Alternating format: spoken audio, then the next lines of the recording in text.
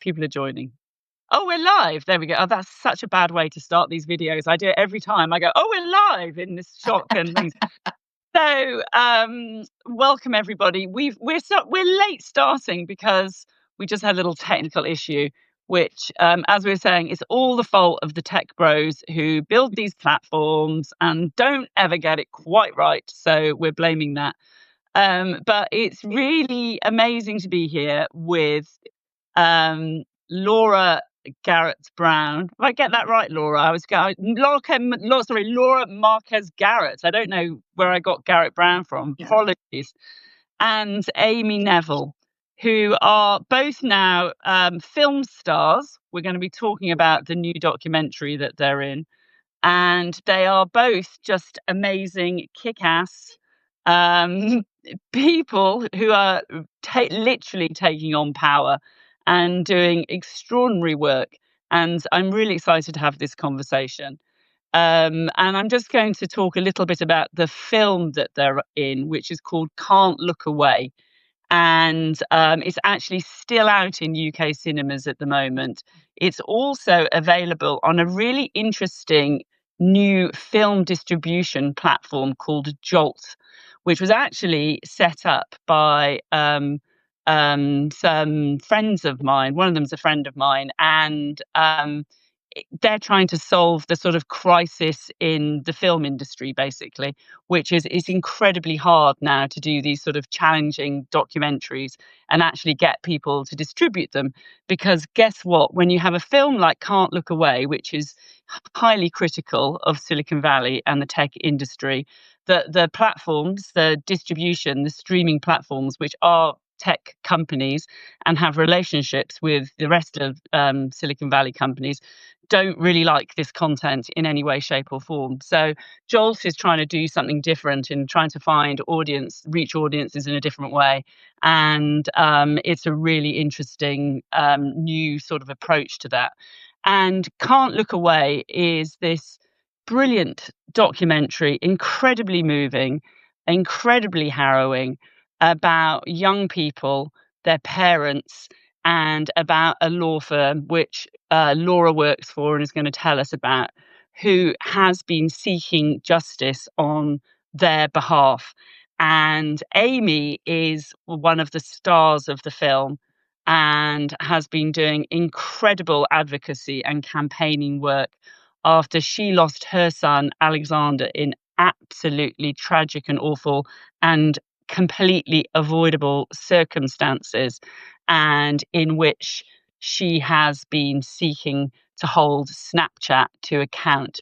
And Laura is one of the other superstars of the documentary, who has made this, who had a very high flying career in the corporate world doing fancy law, Laura, before taking on this as a mission. So I'm just wondering, Laura, do you think maybe that you could start there? Can you just tell us a little bit about your previous life where you were there in the big city law firm and how you got into this field of work? Yeah, in fact, I actually had the sort of proverbial corner office with a view of the Space Needle. And so I spent 20 years at corporate litigation representing large companies, typically suing and being sued by other large companies. And at the beginning in January of 2022, I met our founder, Matt Bergman, through a series of sort of wonderful, unexpected events. And I was told, he's gonna take on the social media issue, and I didn't know there was an issue. My kids were very young at the time, and so then I read his first complaint. A young girl, Selena Rodriguez, she died in 2021, and reading that and watching a film where you talk about how these designers don't allow their children to use these products. But I just, as a parent, I have 4 young kids. It was look, you said fancy law. I was texting earlier. What I was doing before was nothing compared to this, and I loved what I was doing. But as any parent would know, anyone who loves a child, that parental instinct kicked in. And I just turned to my wife and said, "This is what we have to do," because they're coming for our kids, who at the time were a little younger. Now they're 7 and 4. So that was it, right? So February 2022, I started with that. We have grown a little bit, and that's what we've done for the last 2.5 years. And absolutely, hands down, not just the best thing. So what's amazing to me is that so you've only been going 3.5 years, and it's something like 1,300 cases or something that you're. Yeah, I mean, over 1,300. that seems extraordinary, and these are all. Tell me, or every single one of these cases with children or young people who have been, who've lost their lives as a result of these platforms. No, so just over 200 have lost their lives, but you also have severe dependency, harmful dependencies on these platforms, anxiety, depression, self-harm, exploitation. There's a whole range of harms that kids are suffering. And I want to note, so we currently have been retaining on behalf of over 4,000 families. We have filed over 1,300 of those complaints. We are still filing new complaints every month. And that is not, we do not file every case that comes in. And people need to realize, like, these are cases where we have done, we've looked at the records, we've looked at some of the data, and you see those ties to these platforms, right? You see that this is not sort of a situation where you have children. I'll use the Snapchat and drug distribution as a good example. The cases that we file against Snapchat are ones the kids did not, to our knowledge, like, no reported drug use fired Snapchat. Snapchat is that sort of gateway drug, if you will. So it's not every plaintiff that comes to us, and still it's just a constant flood. And really, the more that we'll start to learn about these harms, the quicker they come to us, right? So early on, it would be a year or two before I lost their child would even occur to them to look in the phone or to think that could be linked. The good news is through Still Can't Look Away, through Amy and their incredible advocacy, parents and children are learning more and more, like, what's happening, it's not okay. And in doing so, they're able to respond quicker, able to stand up for themselves. Mm. So listen, I just want to say, if you're listening and you're having problems with the feedback on the audio, which we had to do a couple of weeks ago, which is that we've realized there's a functionality problem with the Substack Live on certain phones we've discovered. So we've patched Laura through on a Zoom call. Manasseh, who works with the citizens, is holding a wobbly phone up to a Zoom screen. So apologies if there's a problem with the audio there. But Amy, can I come to you now? Which is that before I saw Can't Look Away, I have to confess that I was really ignorant about Snapchat, and it's just one of those platforms which has just never properly been on my radar. It's obviously it's not something as an adult really that you find yourself, if you don't have teenage children, I think, ever bothering to look at. And I just was really ignorant about this issue about drugs for sale. And can you talk me through that and the sort of horror that you've discovered as a result of what happened? Well, sure. So in June of 2020 is when, the unthinkable happened. And uh, at first, it was very confusing, right? Like, how could this happen? We thought we had the guardrails in place. I checked Alexander's social media, but no one was talking about the drug emoji code that exists on these platforms at the time. And so, had I seen it, I wouldn't have known what I was looking at to begin with. Well, can you just talk that through? So the drug emojis, can you tell us what those Sure. look like? And So they can be something as simple as purple grapes with a spoon next to it means that they've got this special cough syrup blend. Or the blue Metro is a blue circle with an M on it. That means they've got pills, these M30s. So, and it can be any combination of that, and it's changing all the time. And people can actually find it by looking up the DEA drug emoji code, and it's a 2-page PDF.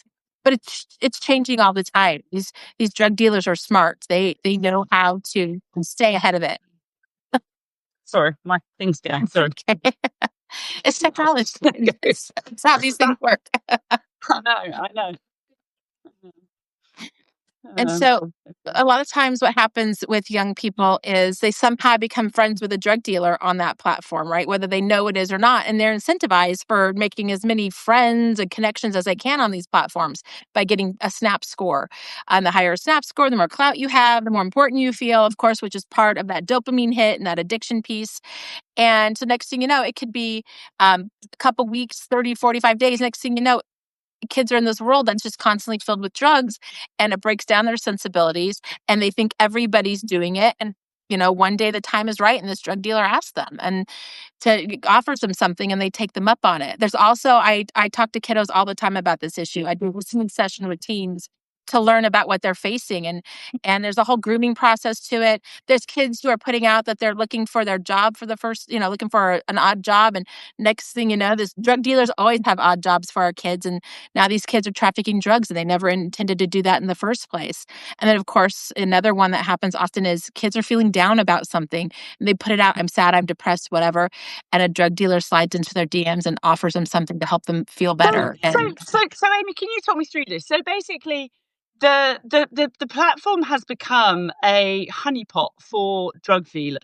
Absolutely. And they are going there to find young people, to find teenagers. Yep. And they just can completely easily access. And how do they it's location based, is that right? That's one of the things that goes on the app. So there is a couple of things that happen on there. One is Snap has some of the best locating services in the world. So you can be in your front yard, turn off your app, go into your room, turn it back on, and it instantly knows where you are even within your house. So that's a really big deal. People can find you very easily. Another thing that happens is there's like a live feed that can happen. And if you're on that live feed, people can call you, connect you right through that. They don't even have to be in your phone to connect with you. Complete strangers can just call you and talk to you right through that space. So that's, it does seem extraordinary because, Snapchat is so popular, isn't it? It's one of the most popular. Yeah. What age are children joining this in general? Well, what age was Alexander?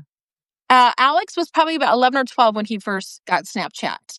But even then, it was very controlled on our end. There were adults that I knew in that space that were like, I will keep an eye on him when he's there. A good friend of mine had it, and in her job, she worked with young people. And so all the young people she worked with, she followed them, and they followed her back. It was part of the deal of getting Snapchat, to have this trusted adult also in that same space. But again, it doesn't work like Facebook, and it doesn't work like Instagram. I didn't realize the level of anonymity a young person and bad actors could have on this space until after Alex died.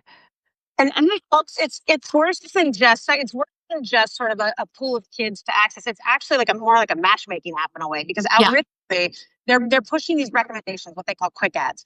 They're incentivizing kids to add them. They have these publicly viewable scores that if you don't have a good score, if you're not snapping a bunch of people, they're literally messaging on Snap is, these are friends. They use the word friends, right? So we teach our kids, watch out for strangers. Snap, oh my goodness. You can only put these goofy cartoons, and they say, these are your friends. This is fun. This is what Snap's all about. So these kids are incentivized to connect, but also in talking to children and adults, what we find are, ask any teen, without the preface of what's the best app for drugs. They will all tell you Snapchat. Even kids that don't do drugs have never, because Snap is actually targeting them, right? So it'll show up in your feed. We've done test accounts identifying as kids. It'll show up in your feed. It'll show up in your quick ads.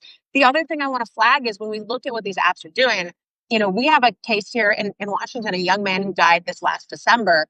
And what is so shocking there is the dealer's actual Snapchat account is one where police had received a subpoena from law enforcement. So police had sent one to Snap 2 months before this 16-year-old boy dies. Snap is given a warrant. Snap even responds and provides some evidence of drug dealing activity. What Snap never does is take down the account or stop it. Right. So now we have cases like that where you will have a dealer who kills a child on Snap. Snap is alerted to the situation, whether it's through law enforcement, a third-party report, a lawsuit. Right. We have cases where lawsuits are filed and these dealers still have active accounts on Snap. So you just have a complete lack of give a damn. You have a lack of ability. You have a company that is saying this app is safe for kids. It is marketing it to kids. It is far from safe for kids. It is one of the least safe apps for kids. What I really enjoyed about the film, and what I enjoyed about the sort of strategy which you're taking with these cases, it's using the concept of product liability, isn't it? And it's so basic, which is that you do not allow a toaster in your house if it's at risk of electrocuting your child. You can't have a teddy bear which hasn't been tested. But yet these kind of totally experimental, highly addictive, technologies which are, in millions of phones.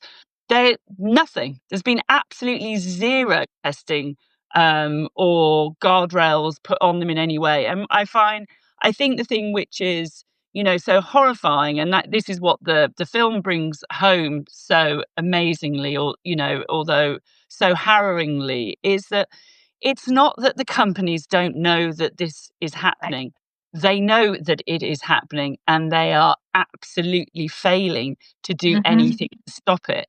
And that is the sort of key, it's in plain sight. Yep. And do you want to talk me through that? I guess, Amy, I can't even begin to think the sort of journey that you went through in, like, when you realised that Alex had been targeted by people selling fentanyl, and discovered the mechanism behind it. That must have just been. It was very confusing. So at first I thought it was just us, like it was a one-off weird thing and it happened in our home, right? But then I started meeting people. People started reaching out to me saying, "Hey, this happened to us." And I quickly realized there were parents all across the country waking up and finding their kids dead in their bedrooms from a drug purchase off a SNAP. And so that's when I was like, okay, this is a problem. And why is no one talking about it? Why is SNAP sitting quietly? In fact, I found a news article from 2017, I believe it was out of the UK, that said, "Snap, you have a drug problem on your platform right now, and if you don't get a handle on it, there's going to be drastic results." And here we are living those drastic results. They turned a blind eye then, and I still feel they're turning a pretty strong blind eye now. I want to add, we estimate, and we obviously don't have precise numbers on this, but, like, for example, let's say in the 200 families that have come to us where they've lost a child, 95+% of those are Snapchat, right? So you do have this sense of the internet and the fact that, you can go out and look for people, and you can go out and look for drugs. And sometimes you can find them. That's not what this is, right? And that's what people need to realize. That's not what this is. You have a single platform that's contributing something like 95+%. That would be my estimate, right? Let's say it's 75. You have one platform that claims to be safe for kids that is involved in more of these drug deaths than every other social media platform put together. That is a product defect. That is something that is specific to that product. That is not just, it's a really popular place for kids, that's why kids are dropping like flies. No, there is something specific about your product that is making it the perfect tool for drug dealers. And in fact, there are many things about the Snap product that are making it the perfect tool for drug dealers. And like you said earlier, they know. They just don't think we can do anything to stop them, right? Because it's profits, it's engagement. It's if these companies had to take if Snapchat had to take every predator off its app, I hate to say, but I think that number would be much higher than anyone realizes. It would definitely hurt their business. And it's just, I think the thing I find so dark about it is that I do think that I'm sure that there are a lot of people out there, a lot of parents who are sort of suffering under the delusion that I had, which was that somehow this was a more child-friendly, a more young person-friendly platform. We sort of, I think there's been just so much more attention, hasn't there, and focus on issues with some of the other platforms. And for my, because as I say, I just hadn't paid it any attention. I just associated it with those silly filters that, kind of like kids were sharing. And actually, I have to confess, so the day after that I watched the film, the documentary in London, I downloaded Snapchat and to have a look at it and to sort of see what was going on. And I have to say, even on just like that sort of briefest, sort of acquaintance with it, it's like, I was just like, it's so depressing. It's just another sewer. It's just another sewer. And, and even the sort of the type of content, which was like what it was sending to a completely new account myself. It was just so much of it was just sort of garbage. I'm curious, did you put in your age, or did you put in like a minor? Did you put in your age or a younger age? Just curious. I can't remember now, actually. I can't remember. It was trying to access everything on my phone. It was like, "You want to give me all of your photos? Would you like to give me all?" It's like spyware. Yeah.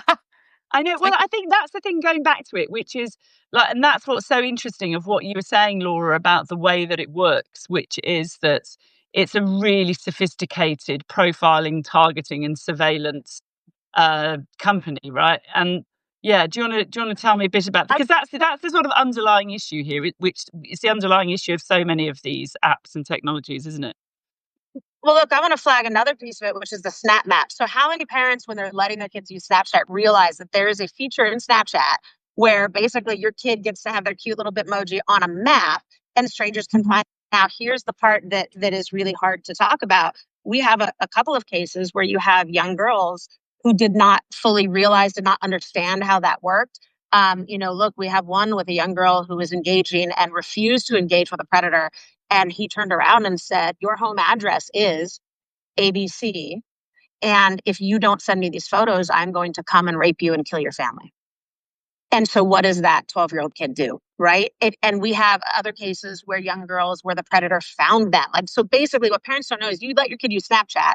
There's a feature in there so that you could have predators that literally know when your child is at school and what school they attend, when your child is home and what your home address is. Parents have no idea of that feature, and it doesn't belong. It doesn't need to be there. It serves an engagement purpose for Snap, but we have met young children who have been found physically and harmed because of that feature. It's just, I think one of the most chilling moments in the film, Amy, I found, which was, it was you when you were talking and you said that, we thought he was safe. He was here, he was at home, he was in his bedroom. Like, where could he, he in the safest place in the world. And you just had no idea that he was actually being, in an incredibly vulnerable and He precarious was in position. harm's way. He was in harm's way. It was supposed to be the safest place in the world, and he was in harm's way. And that is something that, of course, is hard to sit with. This, oh, Amy, it's like, I think, it's so incredibly unfair that any parent should feel any sort of guilt about these. Are technologies are deliberately designed so that parents don't know what's going on, that can't intervene in this way. I mean, can you? And I think that there's so, I've really pushed back. I've done tons of, obviously, sort of panels and things around issues around technology. And there's always a point in it where you have somebody say, well, we have to do more to educate children, to educate parents, X, Y. And I've always pushed back on that, because it's like, it shouldn't be on the individual. That is not, that you don't expect to have to check the Well, airplanes. these Wings aren't companies going to fall off. the company should be telling us the truth, and they're not. If we had the truth, we could make a lot better decisions in what's happening with our kids on these platforms.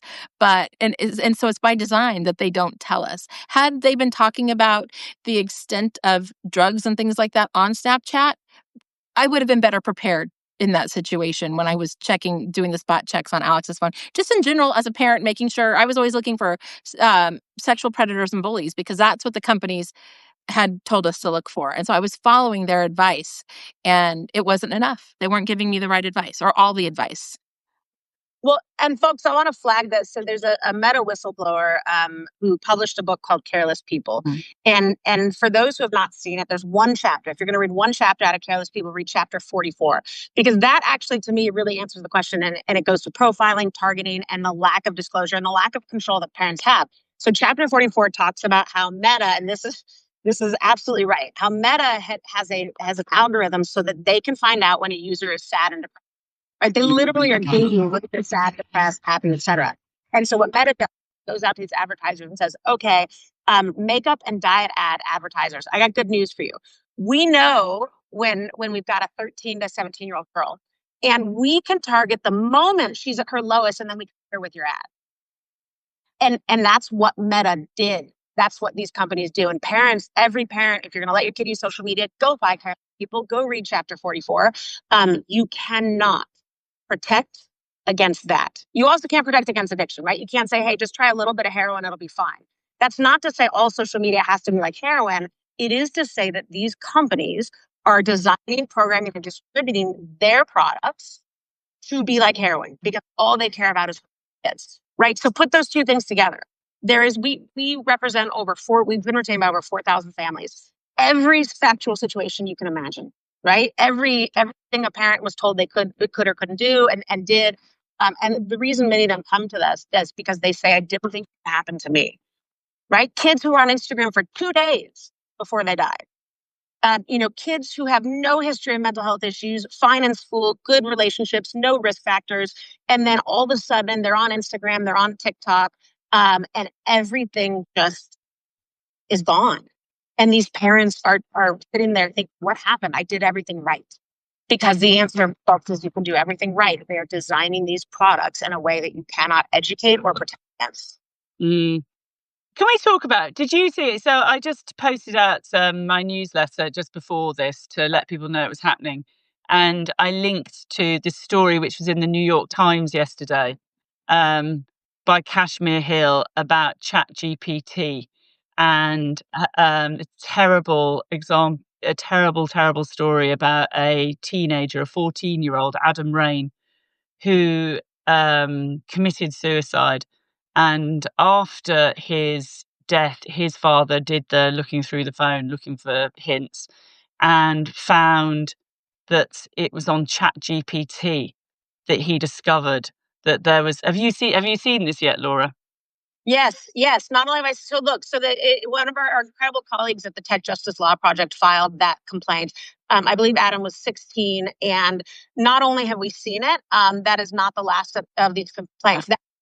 Parents, keep your kids off ChatGPT, keep them off Google Gemini, keep them off any AI app that has not been tested, certified, is out there explaining how it is safe. Not only have we seen it, there will be more of these lawsuits, right? So we also have cases filed against Character AI, which is a companion app, but it's not just the companion apps. The Character AI, Polybuzz, Chai, those things are deadly. They are sexually abusing kids, and I do not say that lightly. They're sexually abusing kids. What, the LLMs?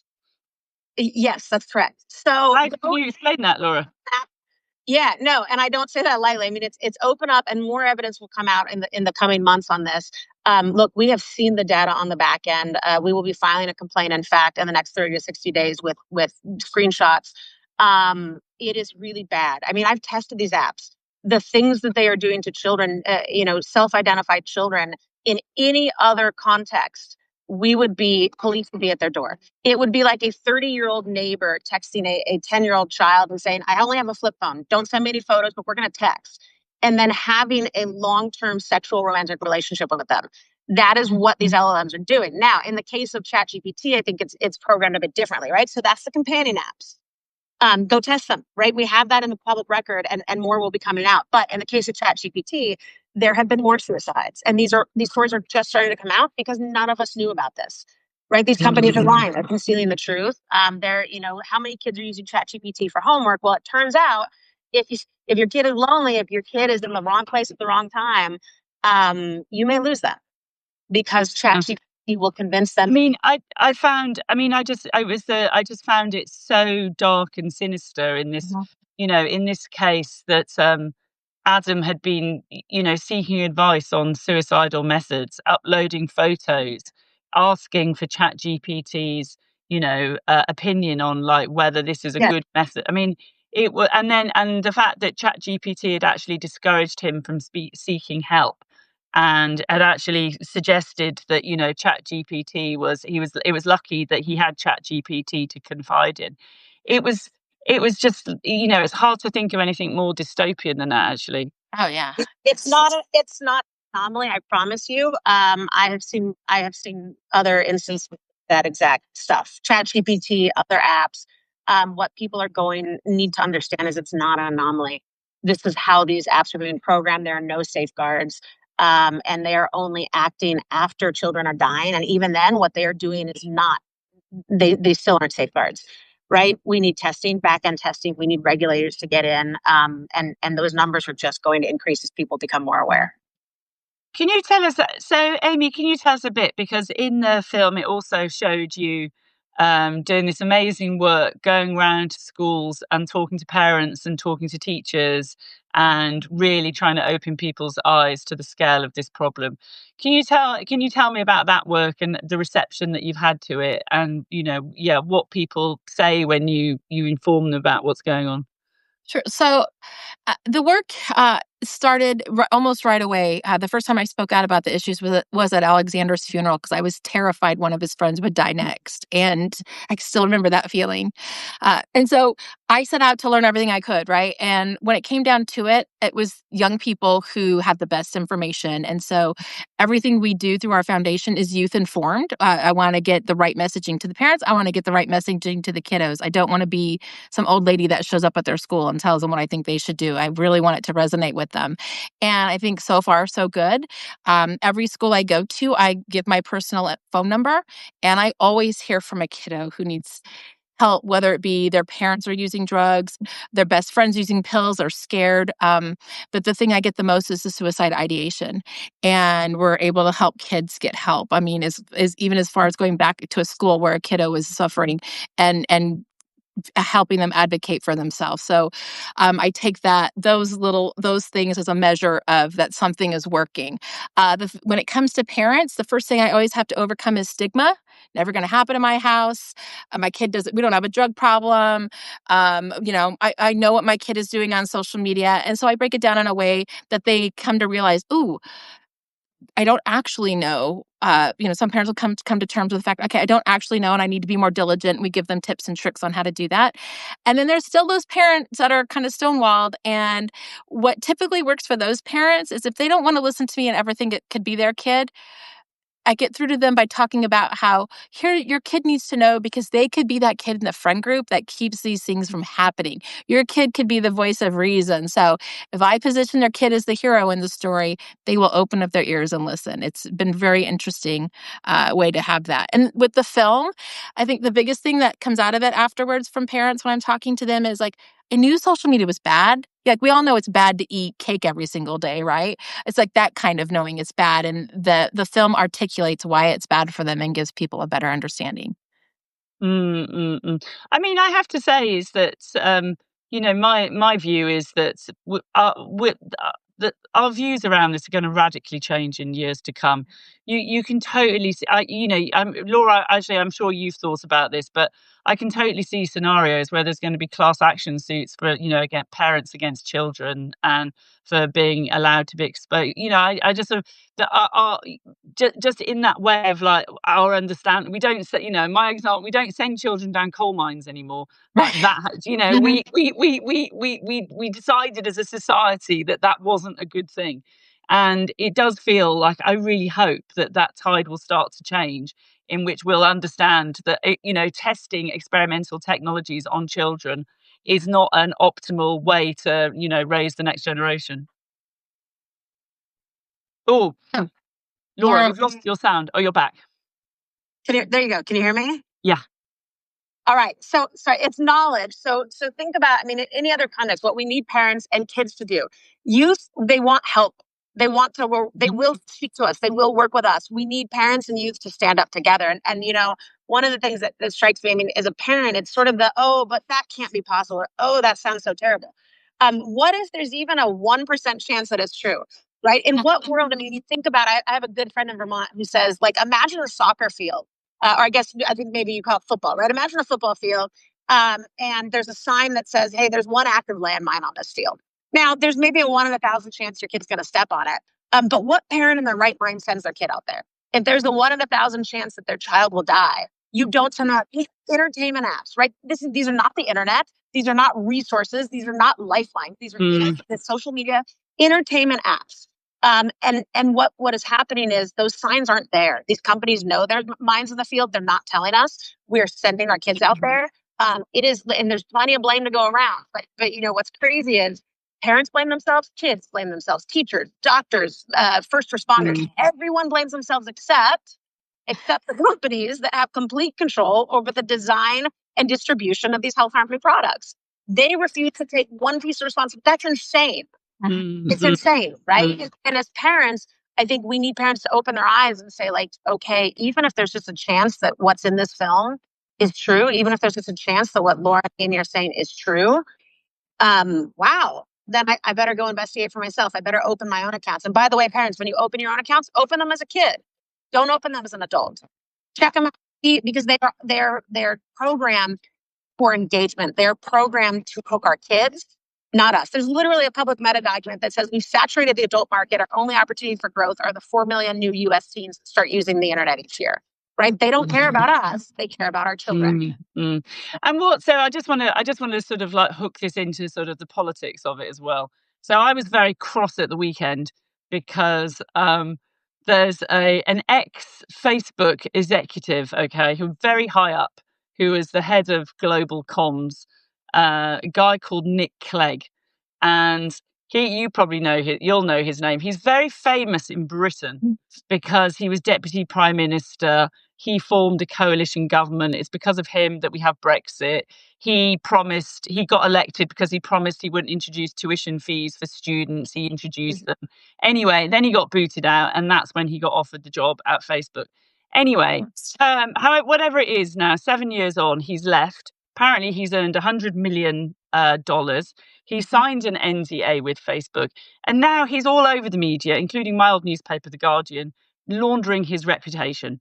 And, talking about, actually, of course, he said he'd never have stayed there if he thought these were bad people.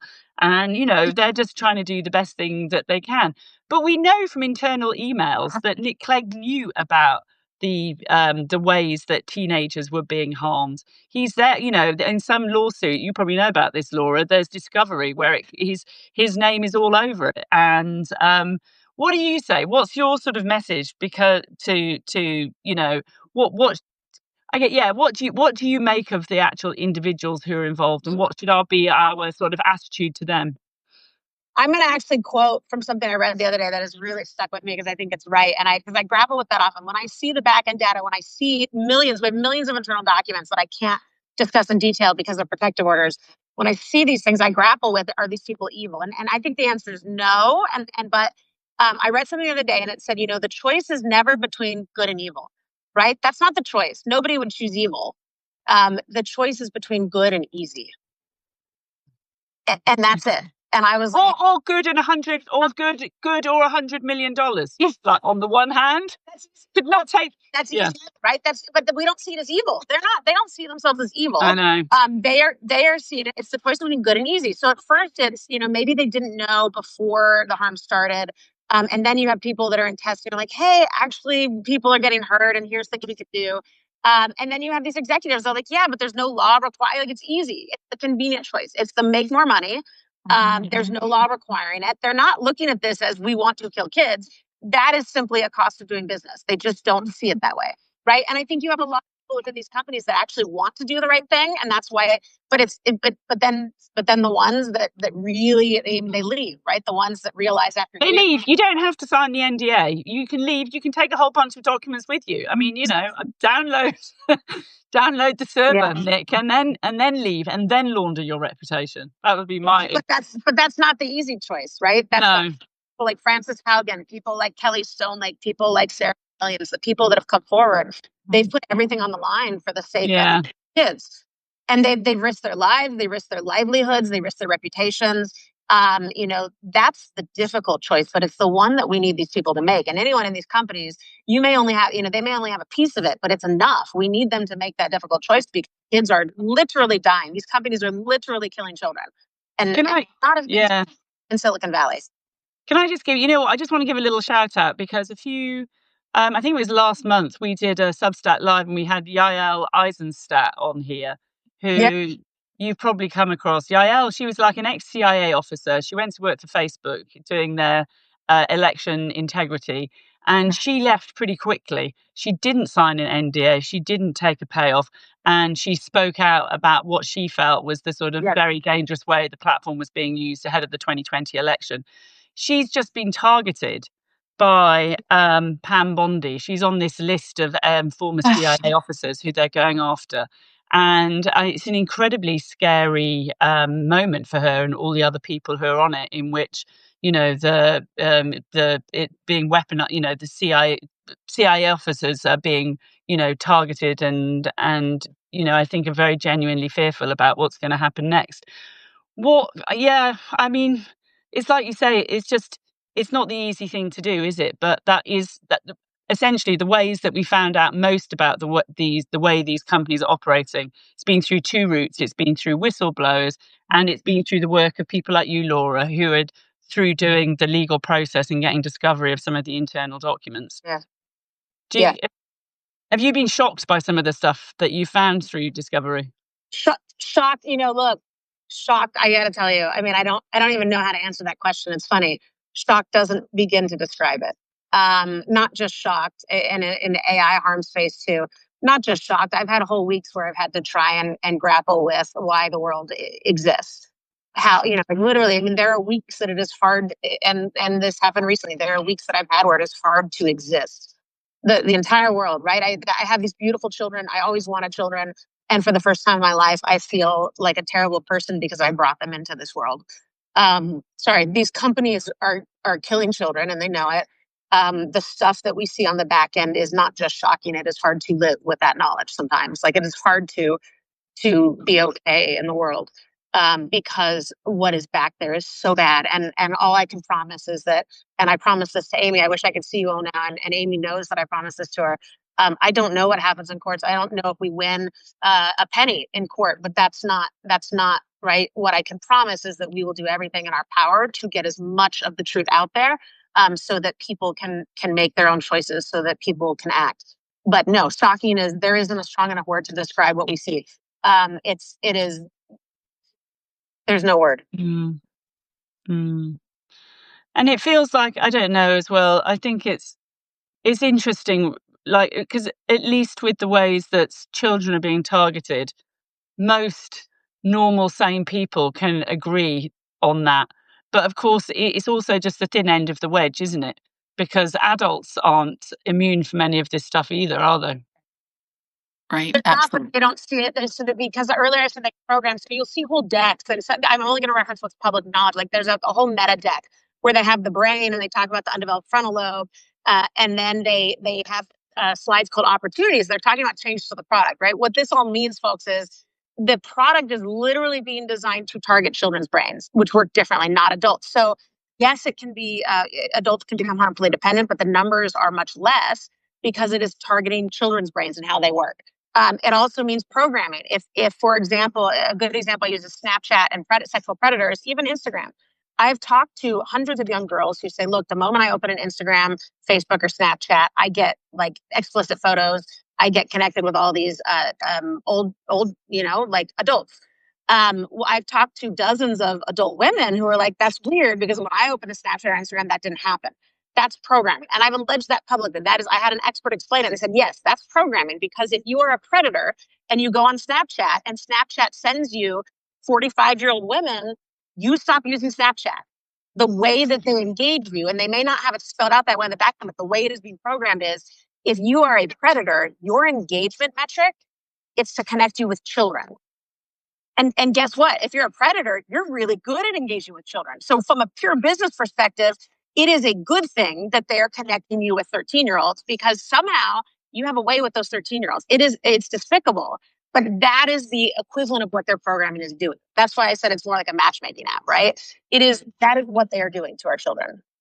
And that was the same at Instagram, wasn't it? That was the Wall Street Journal. I remember sort of just revealed that, didn't they? That they were the algorithm was actively matchmaking predators with teenage girls. In a 3-month period, they had something like 200,000 groomer accounts they had recommended known children to like 200,000 groomer accounts. And there's so many questions right from Meta on that. Is number one, if you've identified it as a grooming account, why are you still letting them use your service and connect with kids at all? But you know what's worse about that article is that just came out, like a month ago, 2 months ago. That evidence has been out there for 3 years. For 3 years. But they control what 90% of us see, right? If you post this stuff on Instagram, it dies. It doesn't get pushed out. It doesn't get amplified, right? I mean, there's how it came out with. There's literally a meta document that has been public for years, but nobody knows it exists. And the words are, and this is almost verbatim, in the past, our PYMK, that's the recommendation, our PYMK feature has contributed up to 75% of adult minor grooming, right? And then you have an employee that says, why the hell don't we disable this feature, at least for kids? It's still out there, folks. They still are using this feature with kids. They know, and that's the grooming one you just referenced a month ago. Well, that thing came out 3 years ago. They're still doing it. Yeah, weirdly, when Nick Clegg did his big interview, that wasn't one of the questions put to him. So, but we haven't got much time left. But I think what I'd like to ask you about. So, there's a lot of there's increasing controversy, I would say, around in Britain the Online Safety Act, and there's various things in America now in which it's mandating age verification for minors to access certain apps and sites. It's kind of interesting because there had been sort of very, supportive, I would say, press and public support for that, which has really flipped now. And it kind of flipped in that Reform and Elon Musk very much started going after it in Britain. But also I've noticed there's a lot of younger journalists who've been speaking out against it. So Taylor Lorenz, who's quite a famous journalist who sort of studies influencers and things, she's been, I noticed in the last few days, was really railing against this legislation. Can you tell, and there's arguments around that it's cutting off vulnerable teens from helpful health resources, etc. Can you tell me what your sort of personal view on this? And Yeah. I think in that sort of framing, there's sort of alarmist parents who are kind of getting blamed for some of this, I'd say. Yeah, so an example I gave earlier is, I so having small kids, like the issue of access. So I said earlier, this is not the internet. These regulations, typically, I'm not familiar with that specific one, but it does not control the internet. We're talking about specific apps. It is not access to resources. When you talk about the benefits, I have yet to find anyone who can point out to me a unique social media benefit. What is a benefit social media apps provide that the internet did not? And I have for children, not just for advertisers or these companies. I have yet to find that example. And so the example I used recently is it would be like somebody giving their child opioids for a headache, right? And the point is, yes, the opioids will help the headache, but they're also addictive and wildly harmful. We give them children's Tylenol instead. And if you look at it in that, it's these social media apps. That's part of the big tech's narrative, is that, oh, we're really good, this and that. It's not true. Those resources are also available on the internet. All of these things that they're doing can be done in a way that is safe. The other thing I would say is there's a big misunderstanding of what these companies already know. They already know how old each user is. They use that for marketing and product development purposes. They just ignore it for safety, right? So in 2018, the alcohol advertisers took money away from Snap because they said, hey, we're pretty sure you're sending our ads to kids under 21. If you use self-identified age, that's not reliable. Snap said, oh, you're right. Guess what? We now have this great technology. We know how old a user is no matter how old they say they are. So they got wow. Oh, wow. Yep. Oh, wow. What's your take, Amy? Well, we're out-dollared. They have a lot more money than we do, and they can reach a lot of people through donations, through building new data centers in areas where it might help the economy of a specific state. And that's really what we're up against. And that's what ends up spreading the misinformation is those types of deceptive practices. Mm-hmm. Okay. Well, listen, thank you so much for joining. I think that was a really fascinating conversation. I suspect that a lot of people who've joined us would be really shocked, actually, by things that they've heard. I've got this thing. I haven't quite been able to see any sort of the questions coming in, but perhaps if in the under my piece in Substack, if you guys could, if anybody in the chat wants to ask questions, maybe put them in there, and I can see if Amy or Laura could jump in and answer them, because it just raises so many issues. And you are both doing amazing work. And I really salute and applaud you. And Amy, you know, I'm sure everybody who's joined today just sends you the most massive hug. And you know, we know who is responsible for this, and it's certainly not the parents. Thank you. Thank you for saying that. And thank you to Manasseh from the Citizens, who's organised this and is standing there with a wobbly iPhone trained on a Zoom screen so that Laura could join today. Thanks. And with a smile the entire time, with a smile. Oh, I know. I let her go and put her arm down there. Thanks so much, and I really appreciate it. And the Citizens Substack, if you've joined from mine, is Citizens Reunited. And we also there are very much on that same beat of trying to find different ways of holding these companies to account. So it's great to be with fellow travellers in the space on that one. So thanks very much all. Thank you. Thank you.